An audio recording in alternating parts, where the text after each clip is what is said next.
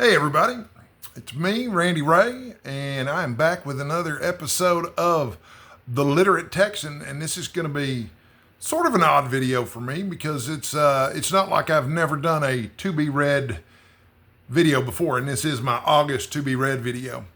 But this is the biggest to be read list I've ever put together for a single month. I'm going to attempt to read 21 books in August. And these aren't just small books. They're going to be 21 books. It's almost 7,000 pages. I've done the math on it, which is going to be more than I've read in a long time. But I need some focus, and I need something fun to do. And I definitely want to write some stuff, or produce some videos about some stuff for the blog here. And to do that, I got to read some stuff. And August is also Garb August, which means that we're reading trashy books too. And you can find more information about that, well, just about anywhere, because everybody on BookTube is talking about Garb August. But I want to go through the 21 books on my to-be-read list, including the 6 that I've tagged for Garb August, plus some other ones for some events that have already passed that I didn't finish, that I fell behind on. And then there's just some stuff that I just want to read just because I want to read it and stuff. So anyway, here we go. Number 1 on my August TBR list is the Eiger Sanction, which is a novel by an author. He's got one name, like Prince or Madonna. Trevanian is his name. But the Eiger Sanction might be more familiar to a lot of my viewers as a Clint Eastwood movie. But in broad terms, this is for Garb August, by the way. The next 6 or the next 5 or 6 are going to be for Garb August.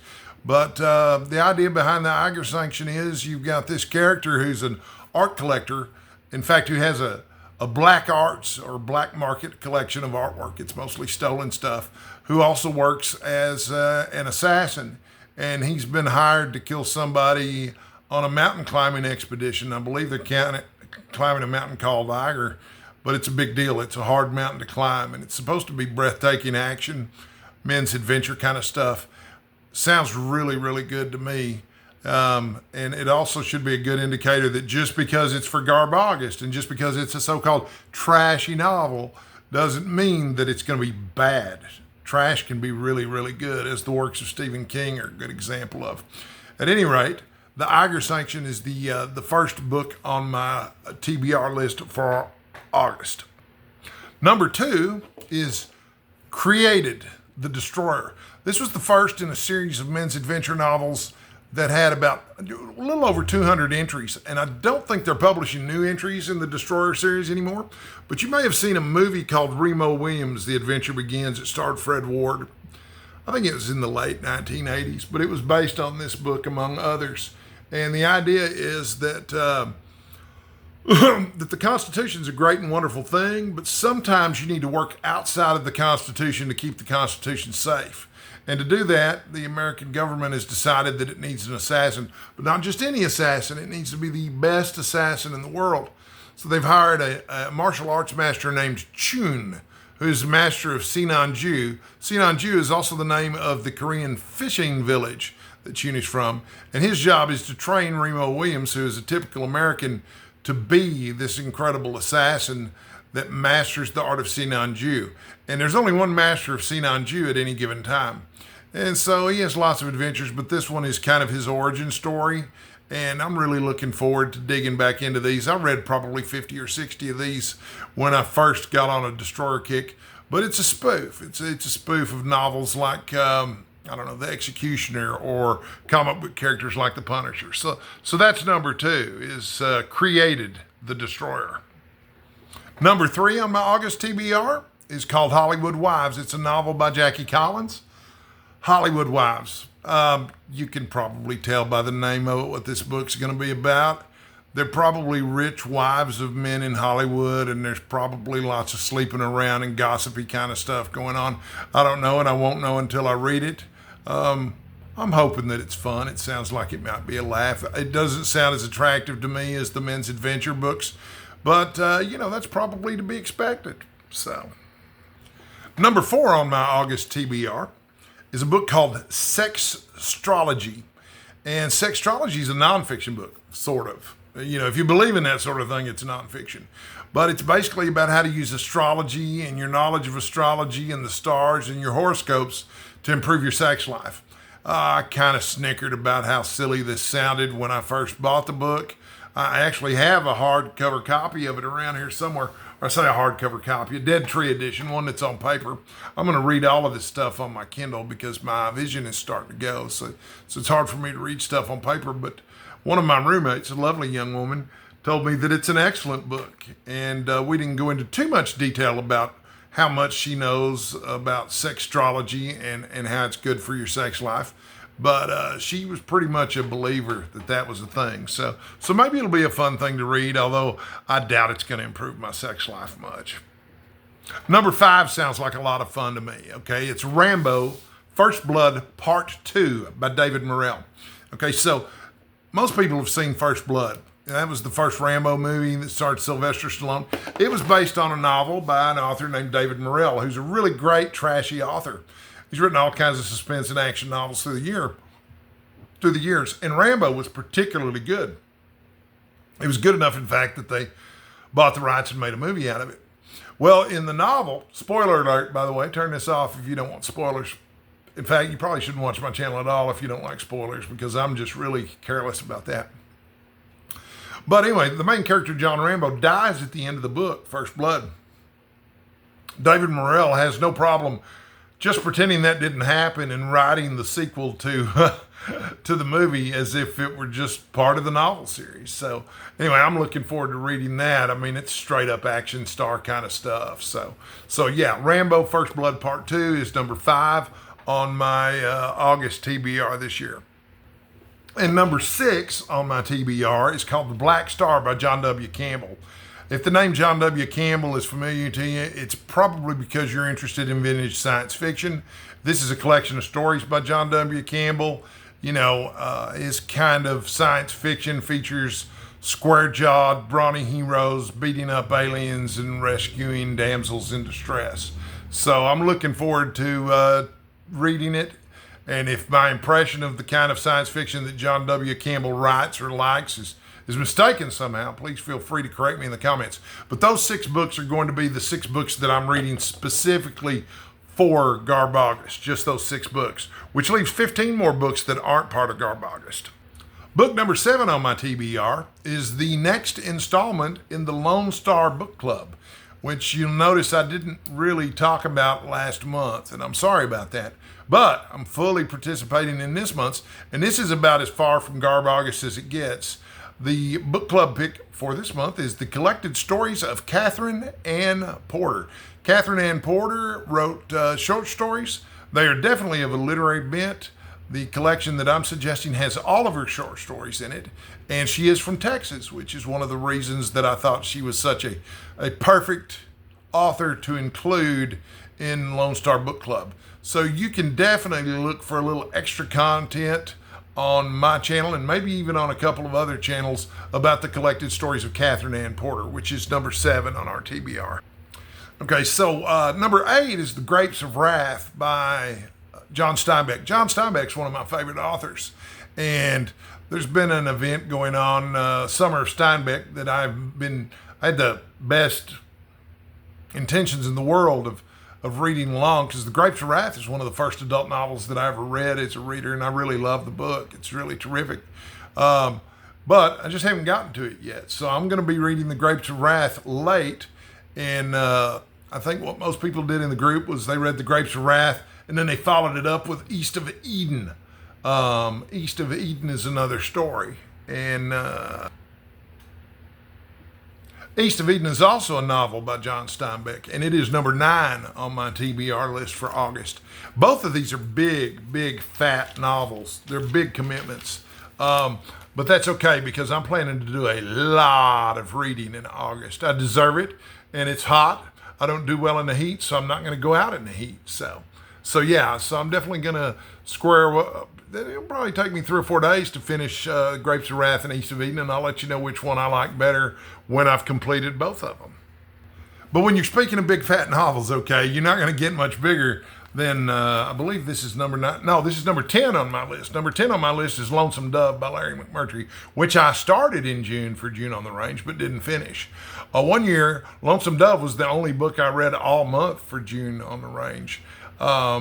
It's a reread, and I'm committed to rereading Lonesome Dove every year for the rest of my life because it's that good. Now I may get tired of it before, the rest of my life, the end of my life at 90 years old. I may not, but right now it's just such a marvelous novel that I plan to read it and reread it again and reread it again. So I'm probably about 100 pages into it, which leaves me about 875 pages to go. So that'll definitely keep me busy for a day or two. But it'll definitely put the finishing touches on June on the Range, even though it'll be late, because I'll be finishing June on the Range with Lonesome Dove at the end of August. August is also part of Book Trek. Book Trek is a summer event where you read Star Trek books, and I've got one more Star Trek book that I'm intending to read this year for Summer of Trek, or Book Trek, Search for Book Trek, I think it's called. And that one is called Final Frontier by Diane Carey. Final Frontier is one of the big fat novels that came out in the late 1980s when they were publishing something like 3 or 4 Star Trek novels a year, and almost all of them were original series novels. But this Final Frontier has nothing to do with the film. Star Trek V, The Final Frontier is not a good movie. I liked it, but it's not a good movie. I'll be the first one to tell you. But this particular book, Final Frontier, if you like prequels, you're going to love this because, Star Trek Strange New Worlds is a prequel that's about Captain Pike and the Enterprise under his leadership. Final Frontier goes back even further. Final Frontier is about the Enterprise under the command of Captain Robert April, who we only see once in the TV series, and that was in the animated series. But Robert April is also a character on Strange New Worlds, so we see him on there too. But you can expect the characterizations in this book to be very different. I know that I've read it before, but it was like 20 or 30 years ago. But I know that one aspect of the storyline has to do with Kirk's father being on the ship, and he's in charge of security, George Kirk. And I believe that a very young James Kirk stows away and becomes part of the mission. But I'm not sure I'm right about that. But yeah, Final Frontier is definitely on my TBR list. And what number did I say that was? Oh, I didn't say. Okay, yeah, that's number 11 on my August TBR list, Final Frontier.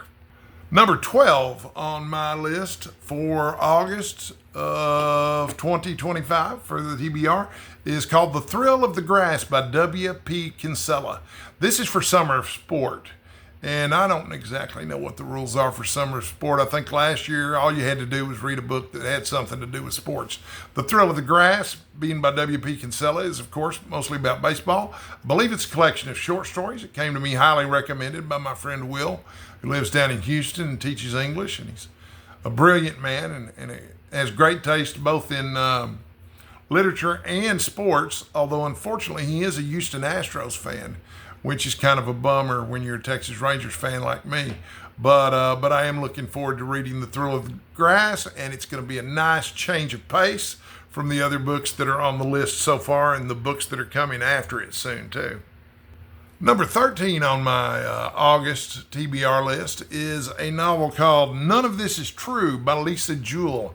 And I don't know anything about Lisa Jewell, but I believe this is a thriller, and that she writes thrillers, and that they're pretty consistently good thrillers too. And but I don't know anything about it. None of This Is True is the title. I'm looking forward to digging into it. Maybe I've found myself a new favorite author, maybe not. But it's definitely time for me to try something different. And that's what I'm going to do with this one because I've never read anything by Lisa Jewell before. Number 14 on my list is called The Shipping News by E. Annie Proulx, Proulx. I'm not sure if I'm pronouncing that correctly, if it's Proulx or Proulx or whatever. But I believe The Shipping News is one that won the Pulitzer Prize. And I'm definitely interested in novels that have won the Pulitzer Prize.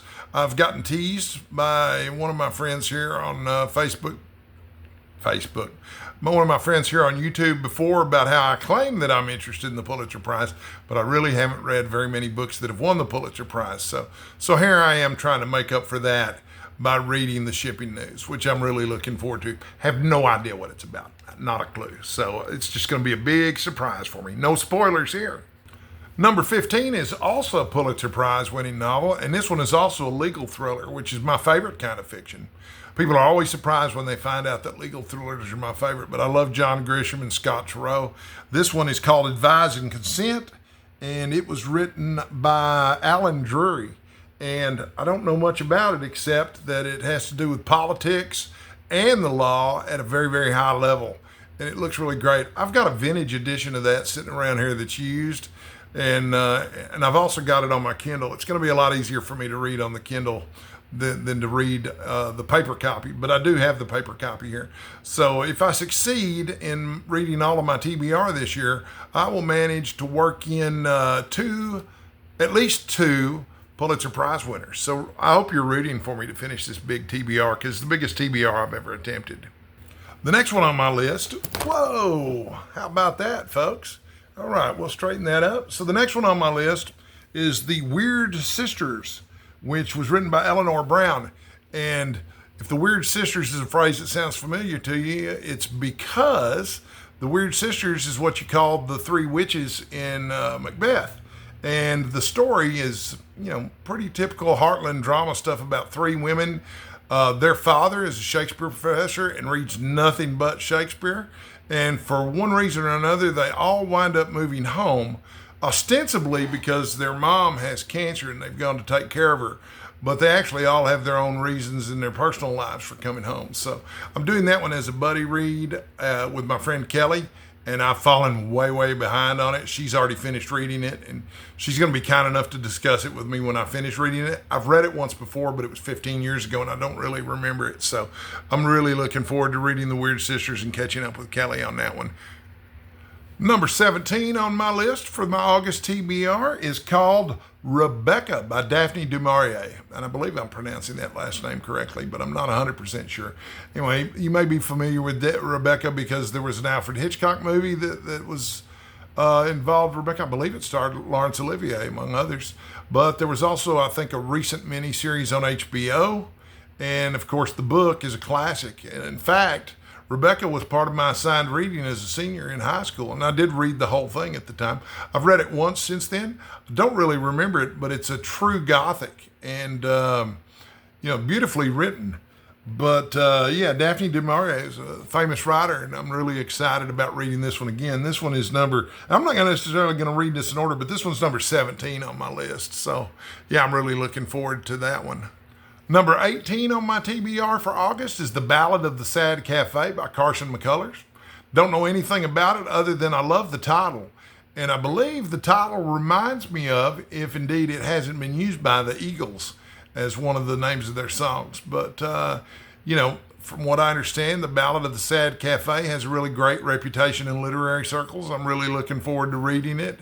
As you can see, I'm being really, really ambitious with my TBR this year.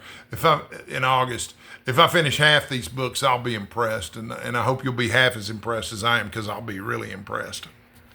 Number 19 is another huge chunker of a book. Number 19 is The Once and Future King by T.H. White, which is absolutely marvelous wonder. It's a retelling of the King Arthur myth. But it's a unique retelling. It's humorous and spiritual and wonderful. It's right up there with, in my opinion, The Lord of the Rings in terms of how good high fantasy can actually be. So if you haven't read The Once and Future King, I'd encourage you to read it as soon as possible. I'm looking forward to doing my reread of it. I've read it several times before now. Also, if you've ever seen the musical Camelot, it was based on The Once and Future King. That's where the inspiration for it came. Of course, the songs came later, but they were not part of the book. Number 20 on my list is called Save Me the Plums, which was written by Ruth Rachel. I'm not sure how you pronounce that, but she was the editor of Gourmet magazine. Believe it or not, I now have 2 books by Ruth Rachel in my collection. I also have a copy of Gourmet's Big Fat Cookbook, the one that's basically their version of The Joy of Cooking. But, it's got a good recommendation. I'm really looking forward to reading it. I like to get into memoirs and also into autobiographies when I can. This one I'm particularly looking forward to because it's also about food, which is a subject that I love dearly. And I've read some of her writing before, and it's excellent. And finally, number 21 on my August TBR list is called The Summing Up by W. Somerset Maugham. W. Somerset Maugham is known for writing really great short stories and also essays. I have a complete collection of his short stories and essays here somewhere.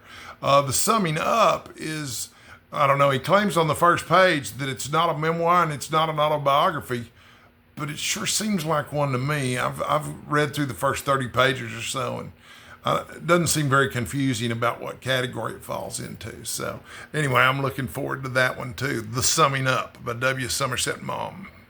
So that's it. That's my August 2025 TBR. I hope maybe you're reading some of these books with me. I know there are a couple of my viewers who really seem to love the Lone Star Book Club. So I'm hoping they're at least going to participate in the collected stories of Katharine Ann Porter. I want to tell you before I log off, I'm planning to make more videos this month, so get ready for that. And also, I want to give you 2 pieces of advice that have stood me in good stead all my life. Piece of advice number 1, stay sexy.